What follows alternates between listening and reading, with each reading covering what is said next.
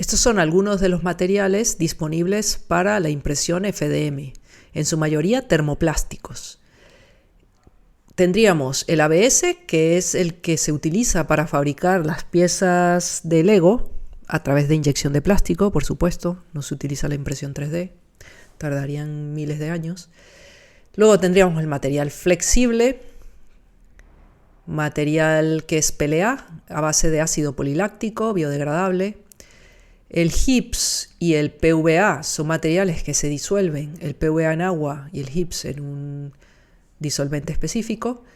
El policarbonato, muy fuerte, polipropileno también, termoplásticos con partículas de metal, el PETG, que es el de las botellas de agua, nylon,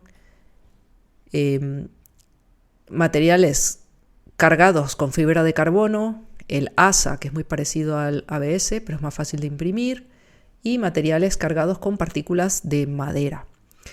Los que más vais a usar para fabricar vuestros productos durante esta asignatura son el PLA, el flexible, y si necesitáis algo más resistente o que tenga que estar expuesto al exterior, sería el PETG. Estos son un poco los precios, rondan los 20 euros, como podéis observar, un poquito más caro el flexible, el PETG, pero pues están, y los materiales ya de ingeniería pues son un poco más costosos, 55 euros, 60 euros, etc. Y este es un vídeo de cómo funciona el PVA, que es el material que el material que se disuelve en agua.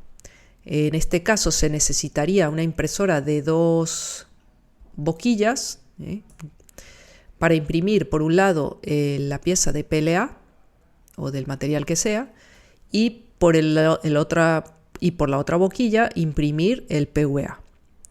Aquí veis cómo en esta estación de limpieza se puede eliminar a través del movimiento esos soportes, y no los tenemos que hacer de forma manual.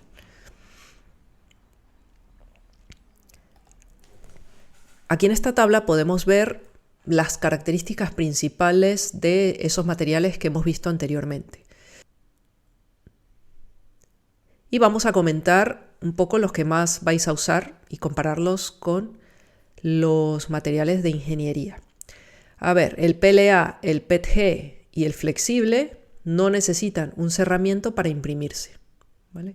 En cambio, el nylon, el policarbonato, el ABS sí necesitan, porque sufren de warping, es decir, de contracción térmica excesiva. El PLA es el que menos temperatura de extrusión necesita, de 210 a 215, y una temperatura de la base de impresión a 60 grados.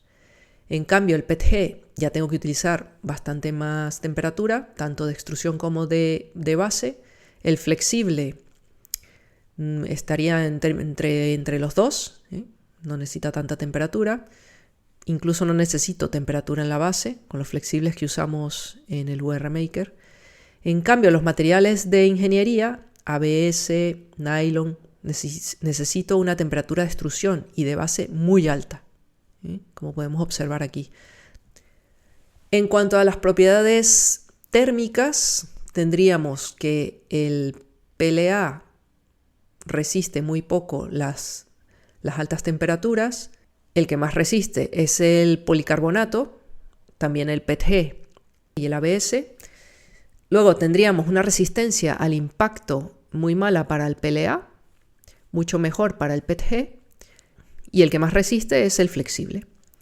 Y para esfuerzos de tensión es muy adecuado el PLA, también el PETG. El flexible no es adecuado. Y por supuesto el policarbonato pues es el que mejor se comporta tanto térmica como mecánicamente. Por lo tanto, a la hora de elegir un material para una aplicación nos tenemos que fijar en sus propiedades, tanto térmicas como mecánicas. Aquí tenemos otra forma de visualizar esas propiedades a través de un gráfico del tipo así tela de araña. Aquí tendríamos qué tan fácil es de imprimir, printabilidad, sería como la traducción en Spanglish, la resistencia a la tracción, de este lado, resistencia a productos químicos, resistencia al calor, al impacto y a la flexión. El PLA lo que mejor tiene es que es muy fácil de imprimir y la resistencia a la tracción y a la flexión. Muy baja resistencia al calor. PETG es más equilibrado, el TPU lo que mejor tiene es la resistencia al impacto y el nylon es muy resistente a las químicamente y también está muy equilibrado. Y aquí vemos algunas piezas impresas en esos materiales. Bueno, y esta es otra línea que se está abriendo en estos últimos años en la impresión FDM, que es imprimir material muy cargado con partículas metálicas, prácticamente con un 80%, 90% de partículas metálicas, el resto sería PLA y aglutinantes, imprimirlo con una impresora normal FDM y luego hay que pasarlo por un proceso de sinterizado para poder eliminar esos aglutinantes y ese PLA y que nos quede una pieza totalmente metálica. En clase os voy a mostrar piezas hechas con esta tecnología porque hemos hecho un trabajo fin de máster utilizando bronce. Bien, y ahora vamos a ver el comportamiento de los termoplásticos cuando se están imprimiendo, es decir, cuando se calientan y se extruyen por la boquilla. Esto va a servir esta explicación tanto para la manufactura aditiva FDM como para la inyección de plástico, porque el proceso es muy similar. Los termoplásticos pueden tener una estructura amorfa desordenada de sus cadenas poliméricas o una estructura un poco más ordenada, ¿vale? El ABS sería del tipo amorfo y el PLA del tipo cristalino. El PETG tendría estructuras de ambos tipos. Bien, pues aquí vemos una gráfica donde tenemos hacia arriba aumentaría la resistencia a ser extruido, negro, la deformación hasta fallar en azul, tendríamos las temperaturas en el eje horizontal, marcadas las temperaturas de transición vítrea, es decir, en la que el polímero se vuelve blando y maleable. También tenemos destacada la temperatura de conformación, que es en la que el polímero se encuentra en estado fundido e ideal para ser conformado. Y luego la temperatura de degradación, que nunca tenemos que llegar aquí porque es cuando el polímero pierde sus propiedades y se degrada. Entonces tendríamos que, a medida que aumenta la temperatura, la estructura desordenada de las cadenas poliméricas se van alineando al llegar a la temperatura de transición vítrea. Entonces aquí ya el material está más maleable, es más blando, se reduce su resistencia a ser extruido y aumenta la resistencia de deformación hasta el fallo. Puedo deformarlo más antes de romperlo. Luego llegaríamos a la temperatura de conformado, donde el material ya está fundido y aquí se extruiría. Para el ABS tendríamos una temperatura de extrusión de conformado de alrededor de 250 grados centígrados, para el PLA unos 210 grados centígrados, y es muy importante que la base de impresión tenga una temperatura cercana a la de transición vítrea, para que el material permanezca bien pegado a la base de impresión. Recordad que la primera capa es muy importante que se sujete bien a la base de impresión porque sobre ella se apilan todas las demás. Entonces, para el ABS, la temperatura de la base de impresión debería estar alrededor de los 80 grados. Se usa 90 a 100 grados.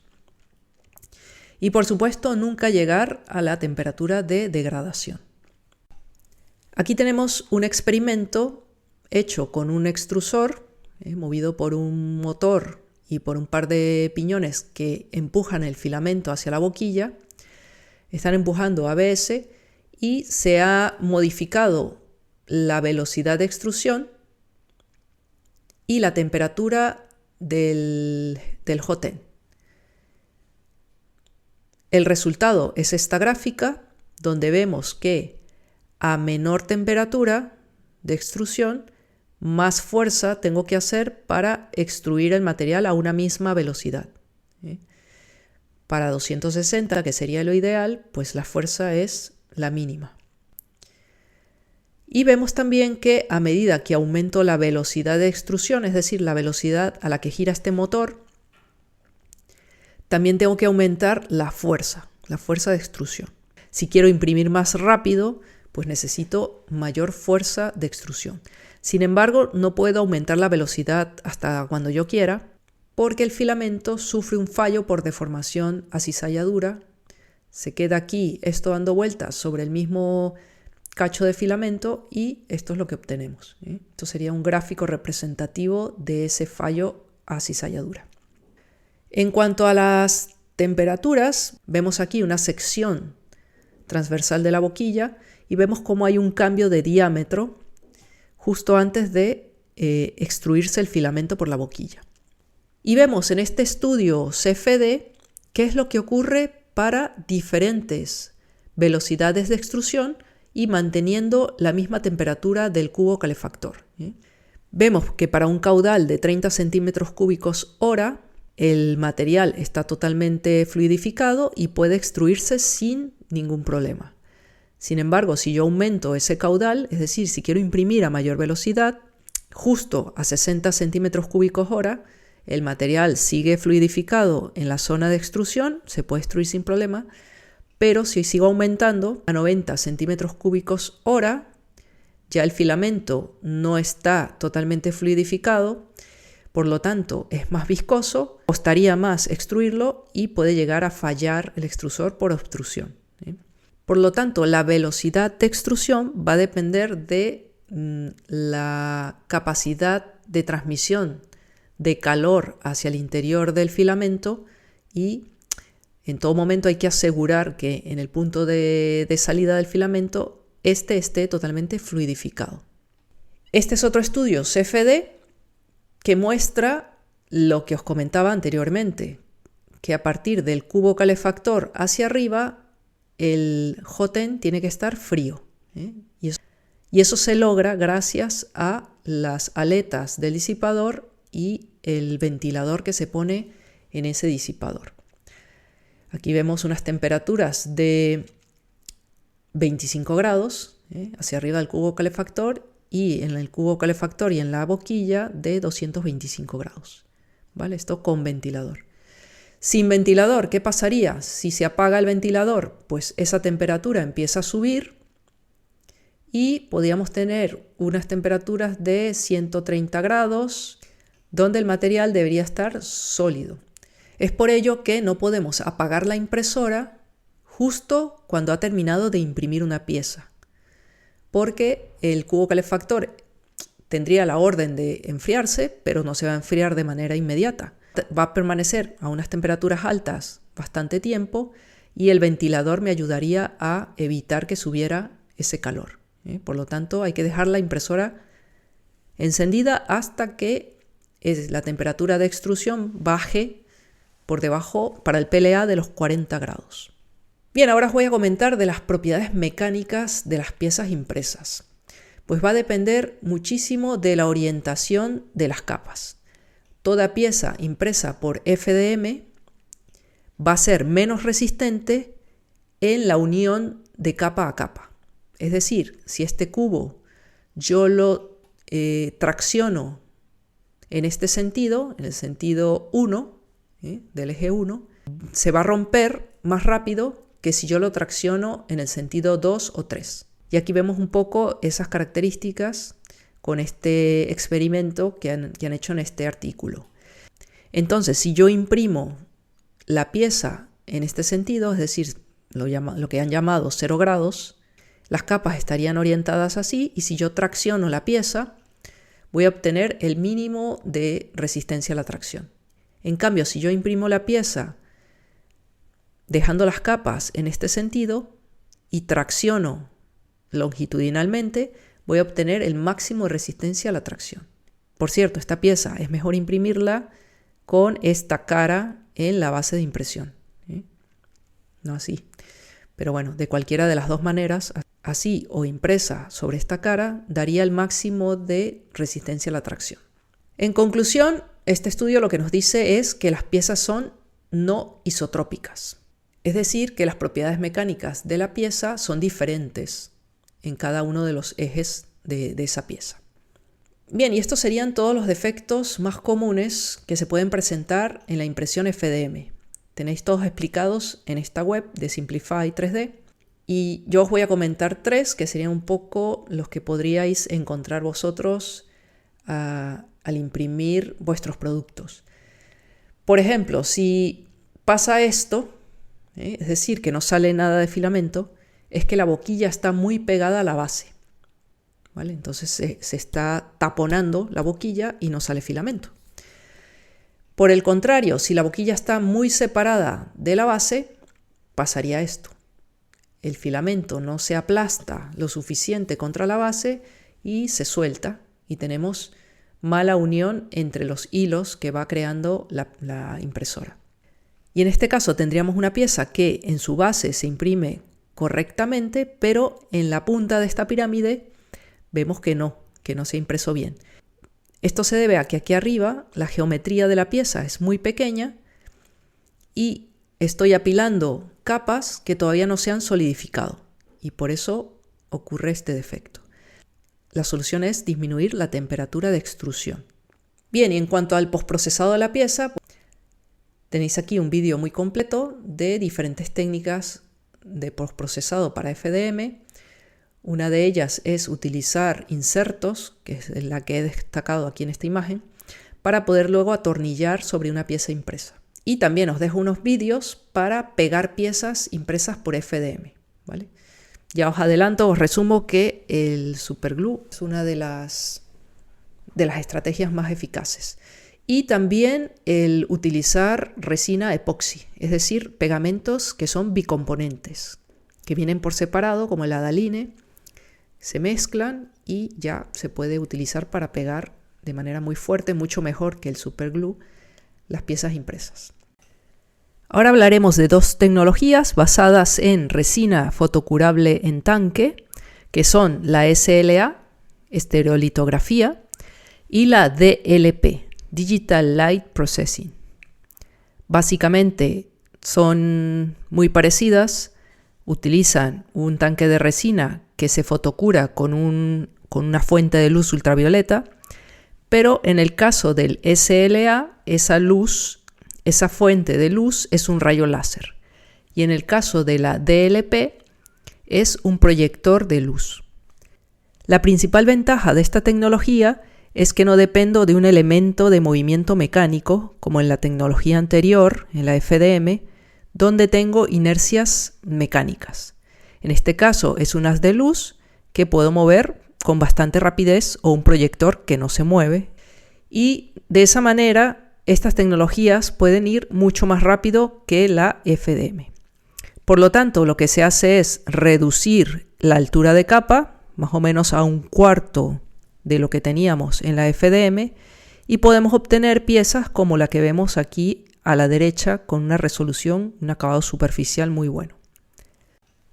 Sin embargo, sí hay algunas diferencias que se reflejan en las piezas acabadas. Fijaos, en este cuadro del medio tenemos el punto de haz de luz que se va a mover cubriendo la geometría de la capa. En cambio, en la DLP se basa en una imagen que se proyecta basada en cuadrados. Por lo tanto, la resolución final de la capa, como vemos en las imágenes de la derecha, en el caso de la DLP es un poco peor. Aquí abajo se ven un poco la comparativa de la resolución en ambas tecnologías y pues se aprecia un poco más la capa en la DLP. Y en esta tabla de la izquierda se ve el resumen de las diferencias entre ambas tecnologías. Primero, la fuente de luz, que ya lo hemos comentado, rayo láser contra un proyector de luz. El movimiento de la luz o de la fuente de luz es también diferente. El láser se mueve de punto a punto cubriendo la geometría de la capa. En cambio, en el DLP la luz está fija y lo que se hace es proyectar luces y máscaras para fotocurar la capa.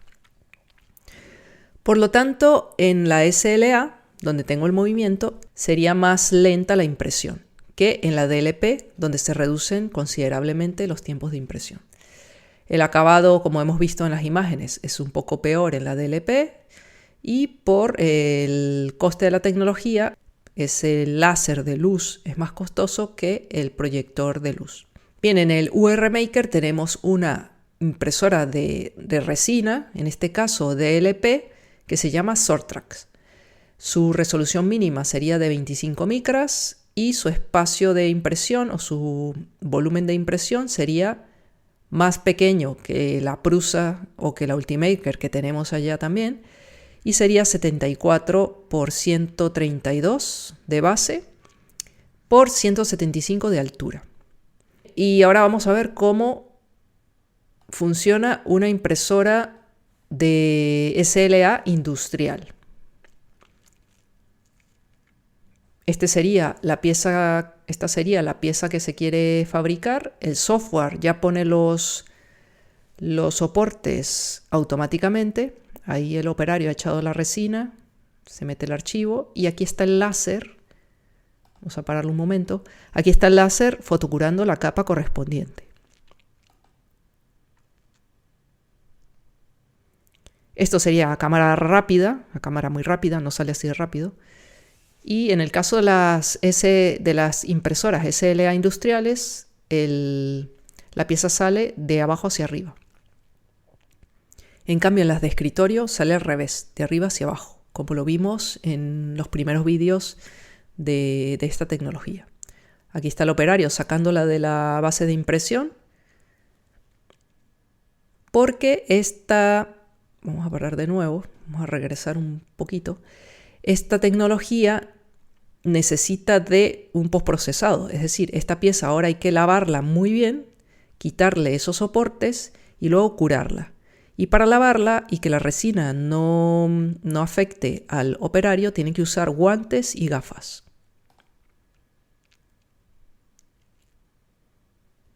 Aquí están las medidas de seguridad. Y esta sería la estación de lavado. Se le quita muy bien los sobrantes de resina, se quitan los soportes. Y luego esta pieza hay que limpiarle un poco la zona donde estaban los soportes, básicamente. Y si hay algún residuo dentro de la pieza, pues también se quita. Y luego se puede lijar, pintar, laquear, etc. En este caso la han lijado y la han pintado. Y fijaos el acabado superficial que tiene estas piezas.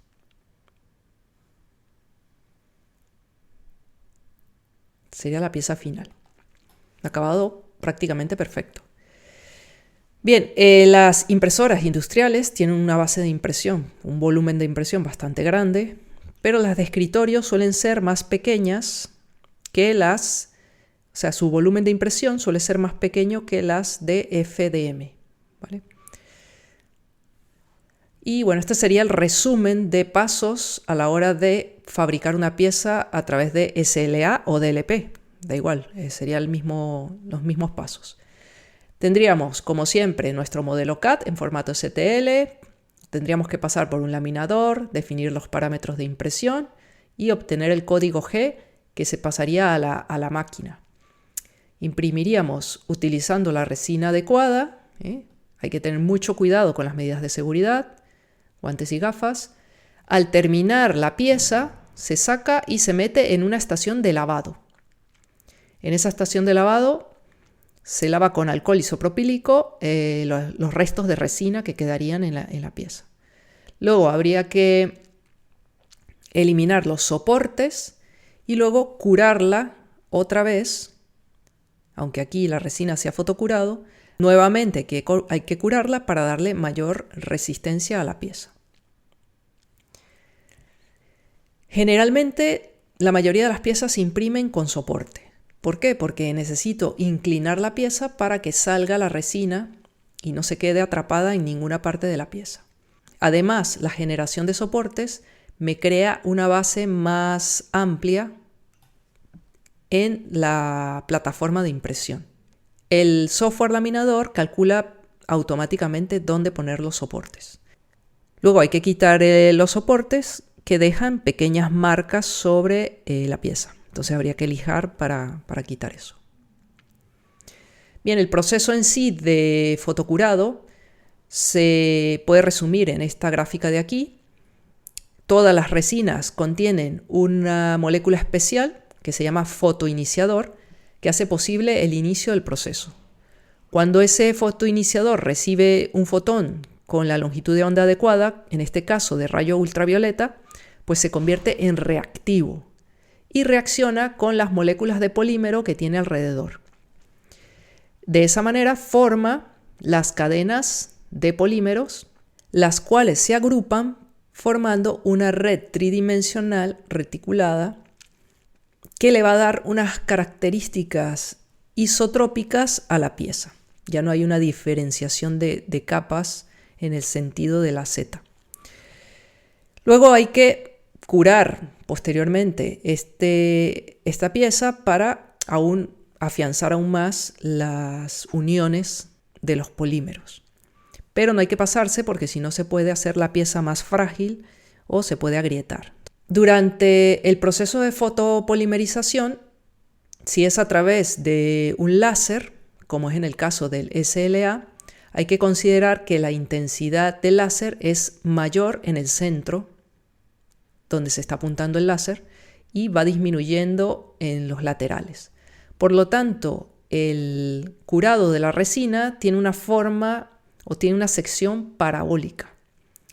Todo esto lo toman en cuenta los diseñadores de las máquinas y de los recorridos del láser para poder solapar las pasadas tanto en el eje vertical como en el eje horizontal. De esa manera aseguramos esa red reticular tridimensional que va a hacer la pieza aún más resistente. También se toma en cuenta estas características de curado cuando se diseñan las resinas. Hay que decir también que cuando la resina se endurece, sufre unas contracciones. No queda totalmente así parabólica. Sufre unas contracciones y se deforma. Pues todo esto hay que considerarlo a la hora de establecer los recorridos del láser. Bien, al ser una red reticular, pues tridimensional, no hay diferencia entre los diferentes ejes de la pieza, tanto en uniones químicas como en propiedades mecánicas. Entonces aquí tenemos una prueba de tracción y vemos como la FDM, si la imprimo en sentido de las capas, en este caso en el eje horizontal, pues rompería por las capas. En cambio la SLA no. Mantiene sus propiedades en los diferentes ejes de manera más homogénea. Y en cuanto a materiales, pues tenemos una serie de materiales que por lo general son más costosos que los de FDM, la tecnología anterior. Tenemos resinas estándar, alrededor de 80 euros. Esto va disminuyendo año a año. Se consiguen resinas bastante más baratas. Luego tenemos resinas para joyería, donde la precisión tiene que ser mucho mayor. Resinas dentales, que tienen que ser biocompatibles. Las flexibles, bueno, aquí veis un poco los precios, 180, 270 euros. Y luego ya las resinas de ingeniería, que aguantan, por ejemplo, mucha temperatura, unos 300 grados, pues cuestan 190 euros. Resinas muy resistentes a la fricción, resinas resistentes a la tracción, etcétera, pues serían más costosas. Y aquí habría un resumen ya, una tabla resumen de las dos tecnologías que hemos visto hasta ahora, la FDM y la basada en resina fotocurable. Y básicamente vemos que el material de impresión es más costoso en la SLA, el volumen de impresión es mayor en la FDM, la altura mínima de capa es bastante menor en la de SLA, la velocidad es más lenta en la FDM, pero como reduzco la altura de capa, la tecnología SLA también es lenta. Luego, muy importante, el nivel de instrucción del usuario es de bajo a medio en la FDM, en cambio de medio a alto en la SLA. ¿Por qué? Sobre todo por la seguridad, que tiene que ser mayor porque estamos trabajando con resinas que pueden ocasionar una quemadura química.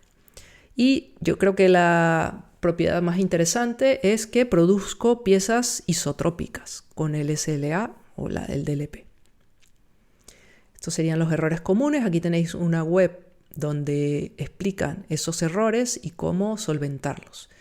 Casi siempre es por el mal estado de la resina o el mal estado del plástico que recubre la piscina o el tanque donde se agrega la resina fotocurable. Si está sucio, pues la fuente de luz no puede pasar y no queda bien la pieza. También hay problemas de nivelación que hacen que la pieza se despegue. Bien, y lo que vemos aquí a la izquierda son fotos de quemaduras químicas producidas por la resina fotocurable que les ha caído en la piel a estos usuarios. No se la han quitado bien, no se la han lavado adecuadamente, han salido al exterior y con la luz del sol que tiene rayos ultravioleta, esa resina se ha fotocurado dentro de la piel y ha producido esas quemaduras químicas.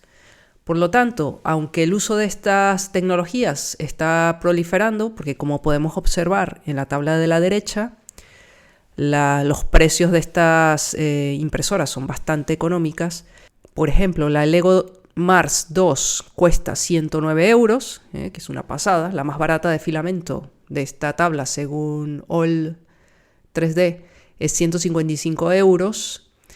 Entonces, bueno, mucha gente se las está comprando, pero no tiene las adecuadas medidas de seguridad, ¿vale? Entonces, si usáis una o compráis una, recordad, guantes, gafas y tener cubiertos las piernas y los brazos.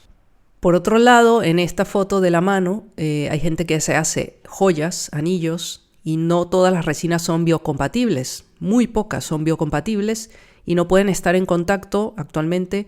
Las que hay no pueden estar en contacto más de 3 meses con la piel. Entonces no uséis nada encima, en la piel, de lo que hagáis con esta tecnología.